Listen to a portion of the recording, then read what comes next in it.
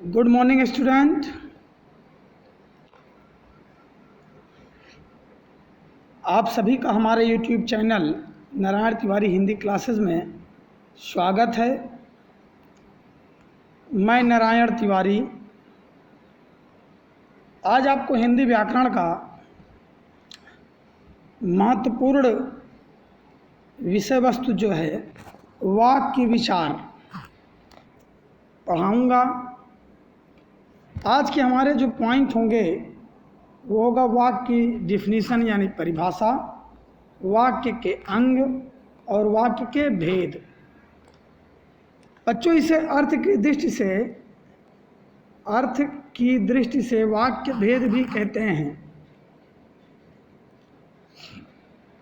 चलिए, अभी तक जिन लोगों ने हमारे चैनल को सब्सक्राइब ना किया हो कृपया वो सब्सक्राइब अवश्य कर देंगे। आपका अधिक समय न लेते हुए मैं सीधे टॉपिक पर आता हूँ। कहने वाले के अर्थ को पूर्ण रूप से स्पष्ट करने वाले शब्द समूह को वाक्य कहते हैं। एक बार पुनः मैं दोहरा रहा हूँ, कहने वाले के अर्थ को पूर्ण रूप से स्पष्ट करने वाले शब्द समूह को वाक्य कहते हैं। प्यारे छात्रों, यहाँ ध्यान देने वाली बात है कि शब्द समूह को ही वाक्य कहा जाता है। जैसा आपको पता है, तो कहने वाले के अर्थ को पूर्ण रूप से स्पष्ट करने वाले शब्द समूह को वाक्य कहते हैं। क्या कहते हैं? वाक्य कहते हैं। भाषा की सबसे छोटी इकाई होती है वर्ण। जैसा कि आप जानते हैं, भाषा सबसे छोटी इकाई क्या होती है? वर्ण होती है। और वर्ण के सार्थक समूह से शब्द निर्मित होते हैं। वर्ण के सार्थक समूह से शब्द निर्मित होते हैं या बनते हैं, और शब्दों के सार्थक समूह से वाक्य बनते हैं, और शब्दों के सार्थक समूह से क्या बनते हैं? वाक्य बनते हैं। थोड़ा ध्यान देने वाली बात है, इसको तो बिल्कुल से आप ध्यान से देखेंगे, एकाग्रचित होकर के आप इसको समझेंगे तभी आप समझ पाएंगे। यानी अगर शब्दों के सार्थक क्रम को बदल दिया जाए तो वक्ता का अभिप्राय स्पष्ट नहीं हो सकेगा। यानी कि वक्ता का जो अभिप्राय है वो स्पष्ट नहीं हो पाएगा। चलिए, जैसे उदाहरण देके हम आपको बताएं। जैसे विवाह छत के ऊपर खड़ी है। विवाह छत के ऊपर खड़ी है। समझ में आ गया कि विवाह छत पर ही है। वक्ता ने कहा, वक्ता माने बोलने वाले ने कहा कि विवाह छत पर खड़ी है। सुनने वाले को समझ में आ गया कि विवाह छत पर है। यदि हम क्रम बदल दें, छत पर है, विभाग के ऊपर खड़ी है, इस प्रकार शब्दों के सार्थक समूह को वाक्य। अब इसका कोई अर्थ है? नहीं अर्थ समझ में आ रहा, निरर्थक हो गया। तो इस प्रकार के सार्थक समूह को वाक्य कहते हैं। अर्थ के संक्षेपण की दृष्टि से भाषा की पूर्ण इकाई वाक्य है। संरचना की दृष्टि से पदों का सार्थक समूह ही वाक्य कहलाता है। संरचना की दृष्टि से पदों का सार्थक समूह ही वाक्य कहलाता है। क्या कहलाता है? वाक्य कहलाता है। ठीक है छात्रों, इसको बिल्कुल ध्यान से देखते हुए नोट्स बनाते जाएंगे, वीडियो को देखेंगे ताकि आपको स्पष्ट रूप से समझ में आए। चलिए, अब आगे हम आप बढ़ते हैं। हम आप वाक्य के अंग को देखेंगे। वाक्य के अंग, तो देखिए, मुख्यतः वाक्य के दो अंग होते हैं। पहला होता है उद्देश्य और दूसरा होता है विधेय। दूसरा क्या होता है? विधेय। अब देखिए, समझने वाली बात यह है कि उद्देश्य किसे कहते हैं और विधेय किसे कहते हैं। इसको समझा जाए तो वाक्य में जिसके संबंध में कुछ कहा जाता है उसे उद्देश्य कहते हैं। ठीक है, जिसके संबंध में, जैसे हम कहें कि अंजलि के पास नीले रंग के बतख हैं, तो किसके संबंध में कहा जा रहा है? अंजलि के संबंध में। या कहते हैं अंजलि बहुत खूबसूरत है।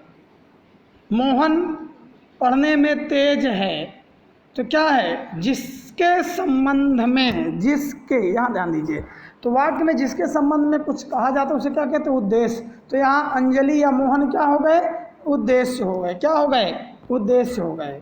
वाक्य में कर्ता ही उद्देश्य होता है। क्या होता है? कर्ता ही उद्देश्य होता है। जैसे दादाजी ने पूजा की, तो इस वाक्य में दादाजी क्या हैं? उद्देश्य हैं, क्योंकि पूजा का कार्य किससे संपादित हो रहा है? दादाजी के द्वारा हो रहा है। किसके विषय में कहा जा रहा है? दादाजी के विषय में कहा जा रहा है।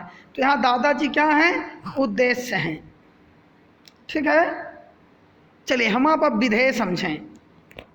उद्देश्य अर्थात कर्ता के संबंध में, थोड़ा यहाँ सा कर्ता गलत लिखा है, कर्ता ऐसे लिखा जाएगा। ठीक है, तो उद्देश्य अर्थात कर्ता के संबंध में वाक्य में जो कुछ भी कहा जाता है वह विधेय कहलाता है। उद्देश्य अर्थात कर्ता के संबंध में वाक्य में जो कुछ कहा जाता है वह क्या कहलाता है? विधेय कहलाता है। जैसे मोर नाच रहा है, मोर नाच रहा है, मोर क्या कर रहा है? नाच रहा है। ठीक है, तो कर्ता से संबंध बता रहा है, तो कर्ता के साथ जो संबंध बताता है जो वाक्य, वह क्या कहलाता है? विधेय कहलाता है। ठीक है छात्रों, चलिए हम आप आगे बढ़ते हैं। चलिए आज हमने बताया था आपका जो टॉपिक है वो है अर्थ के आधार पर वाक्य के भेद। ठीक है, तो अर्थ के आधार पर वाक्य के 8 भेद होते हैं। अर्थ के आधार पर वाक्य के कितने भेद होते हैं? 8 भेद होते हैं। जैसे पहला होता आज्ञावाचक, दूसरा है विस्मयादिवाचक, तीसरा है इच्छावाचक, चौथा संदेश सूचक, पांचवा संकेतार्थक, छठवां विधानवाचक, सातवां निषेधवाचक, आठवां प्रश्नवाचक। पुनः एक बार यदि हम दोहराएं तो आज्ञावाचक, विस्मयादिवाचक, इच्छावाचक, संदेश सूचक, संकेतार्थक, विधानवाचक, निषेधवाचक और प्रश्नवाचक। ये क्या है? 8 भेद हैं। किसके हैं? अर्थ के आधार पर वाक्य के 8 भेद हैं। ठीक है, चलिए अब आप आगे बढ़ते हैं। चलिए पहला देखते हैं। पहला है आज्ञावाचक वाक्य। क्या है? आज्ञावाचक वाक्य। इस वाक्य में आज्ञा, अनुमति, उपदेश में विनय का बोध हो। जिस वाक्य में आज्ञा, अनुमति, उपदेश, यहाँ कामा लगाते जाइएगा, तो आज्ञा, अनुमति, उपदेश में विनय का बोध हो। क्या हो? विनय का बोध हो, तो वह आज्ञावाचक वाक्य कहलाता है। वो क्या कहलाता है? आज्ञावाचक वाक्य कहलाता है। जैसे इस कुर्सी पर बैठो, क्या है? आज्ञा है, कहा जा रहा ना कि इस कुर्सी पर बैठो, तो आज्ञावाचक, आज्ञा दिया जा रहा है। दूसरा है विस्मयादि बोधक वाक्य। दूसरा है विस्मयादि बोधक वाक्य। तो जिस वाक्य में हर्ष, शोक व विस्मय प्रकट होते हैं, हर्ष, शोक व विस्मय प्रकट होते हैं, वह विस्मयादि बोधक वाक्य कहलाता है। विस्मयादि बोधक को इंग्लिश में एक्सक्लेमेटरी बोलते हैं। तो विस्मयादि बोधक वाक्य जैसे अरे यह क्या हो गया, तो क्या है? विस्मय है या शोक है? वाह कितना सुंदर दृश्य है, तो क्या है? ये हर्ष का विषय है। तो यहाँ पर हर्ष, शोक, विस्मय या विषाद, घृणा आदि वाक्य जहाँ पर आए तो वो कहलाता है विस्मयादि बोधक वाक्य। क्या कहलाता है? विस्मयादि बोधक वाक्य। इसका चिन्ह होता है एक ये करके, ये क्या होता है इसका? विस्मयादि बोधक का चिन्ह होता है, एक्सक्लेमेटरी साइन जिसे बोलते हैं। अब तीसरा देखिए इच्छावाचक वाक्य। इच्छा मतलब मन की आकांक्षाएं जो हैं, जिस वाक्य में किसी प्रकार की इच्छा प्रकट की जाती है, भावना होती है, वो इच्छावाचक वाक्य कहलाती है। जिस वाक्य में किसी आशीर्वाद या इच्छा या कामना का बोध हो, क्या हो, किसी के आशीर्वाद, इच्छा या कामना का बोध हो, उसे इच्छावाचक वाक्य कहते हैं। फिर से एक बार पुनः दोहरा रहे हैं, जिस वाक्य में किसी के आशीर्वाद, इच्छा या कामना का बोध हो, उसे क्या कहेंगे, इच्छावाचक वाक्य। जैसे ईश्वर करे सबका, ईश्वर सबका भला करें, ईश्वर सबका भला करें, क्या है, कामना है, ठीक है। तुम खुश रहो, क्या है, आशीर्वाद है। चलिए, चौथा है संदेह सूचक। चौथा संदेह सूचक। तो जिस वाक्य में किसी काम के पूरा होने में संदेह हो या संभावना का भाव हो, उसे संदेहवाचक कहते हैं। फिर से एक बार पुनः दोहरा दें, जिस वाक्य में किसी काम के पूरा होने में संदेह हो या संभावना का भाव प्रकट हो, उसे संदेहवाचक कहते हैं। उसे क्या कहते हैं, संदेहवाचक वाक्य कहते हैं। जैसे शायद वह कल आएंगे। फिर से पुनः एक बात दोहराते हैं, जिस वाक्य में किसी काम के पूरा होने में संदेह हो या संभावना का भाव प्रकट हो, उसे संदेहवाचक वाक्य कहते हैं।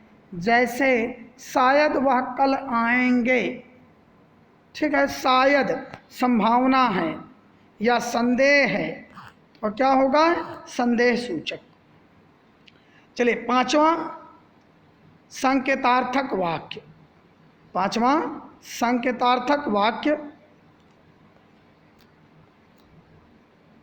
जिस वाक्य में संकेत यथार्थ हो, वह संकेतार्थक वाक्य कहलाता है। जैसे यदि तुम आओ तो मैं चलूं, क्या है, संकेत, यदि तुम आओगे तभी मैं चलूंगा, संकेत है। जिस वाक्य में संकेत यथार्थ हो, वह संकेतार्थक वाक्य कहलाता है। जैसे यदि तुम आओ तो मैं चलूं। चलिए, हम आप छठवां देखेंगे, विधानवाचक। छठवां क्या है, विधानवाचक। तो जिस वाक्य में किसी काम या बात का होना पाया जाता है, जिस वाक्य में किसी काम या बात का होना पाया जाता है, वह विधानवाचक वाक्य कहलाता है। पुनः एक बार दोहराएं, जिस वाक्य में किसी काम का या बात का होना पाया जाता है, वह विधानवाचक वाक्य कहलाता है। जैसे मैं खाता हूँ, तो किसी काम का होने का मतलब है ना, मैं खाता हूँ, अर्थात खाना खाने का काम हो रहा है, इसलिए क्या हुआ, विधानवाचक। क्या हुआ, विधानवाचक वाक्य, ठीक है। चलिए, सातवां देखते हैं। चलिए, हम आप सातवां देखें, निषेधात्मक वाक्य, जिसे आप लोग निगेटिव सेंटेंस भी कहते हैं इंग्लिश में। तो जिस वाक्य में किसी बात के ना होने या काम के अभाव या नहीं होने का बोध हो, वह निषेधात्मक वाक्य कहलाता है। पुनः दोहराएं, तो जिस वाक्य में किसी बात के ना होने या काम के अभाव या नहीं होने का बोध हो, क्या हो, नहीं होने का बोध हो, तो वह निषेधात्मक वाक्य कहलाता है। जैसे सड़क पर मत भागो, अर्थात रोका जा रहा है, निषेध किया जा रहा है, सड़क पर ना जाओ। अभी खाना मत खाओ, क्या है, निषेधात्मक है। नहीं, मैं नहीं खाऊंगा, नहीं, मैं नहीं जाऊंगा, ये सब क्या है, निषेधात्मक वाक्य है, ठीक है। आठवां है प्रश्नवाचक, इंट्रोगेटिव सेंटेंस। प्रश्न का बोध कराने वाला वाक्य, प्रश्न का बोध कराने वाला वाक्य, अर्थात जिस वाक्य का प्रयोग प्रश्न पूछने में किया जाए, जिस वाक्य का प्रयोग प्रश्न पूछने में किया जाए, उसे प्रश्नार्थक या प्रश्नवाचक वाक्य कहते हैं। पुनः एक बार दोहरा दें, प्रश्न का बोध कराने वाला वाक्य, अर्थात जिस वाक्य का प्रयोग प्रश्न पूछने में किया जाए, उसे प्रश्नार्थक या प्रश्नवाचक वाक्य कहते हैं। जैसे आप कहाँ जा रहे हैं, आगे यहाँ पर क्वेश्चन मार्क लगा हुआ है, प्रश्नवाचक चिन्ह लगा हुआ है। आप क्या खा रहे हैं, तो यहाँ पर प्रश्नवाचक वाक्य लगा है। ठीक है, तो जहाँ पर क्वेश्चन मार्क है प्रश्नवाचक वाक्य हम प्रश्नवाचक वाक्य के अंत में लगाते हैं। ठीक बच्चों, चलिए तो इसी के साथ आपका ये चैप्टर आज समाप्त हुआ। चैप्टर का नाम था अर्थ की दृष्टि से वाक्य भेद। अर्थ की दृष्टि से वाक्य के भेद। मुझे आशा है कि आप सबको ये पाठ या ये चैप्टर बहुत ही आसान रूप से समझ में आया होगा, आप लोग समझे होंगे। और मुझे यह विश्वास है, आशा है, आकांक्षा है कि इस वीडियो को देख करके आप लाभान्वित होंगे, आप अपने परीक्षाओं में सफल होंगे। इसी आशा के साथ, इसी विश्वास के साथ मैं आपका नारायण तिवारी आज की क्लास समाप्त करता हूँ। धन्यवाद। आप सबका दिन शुभ हो।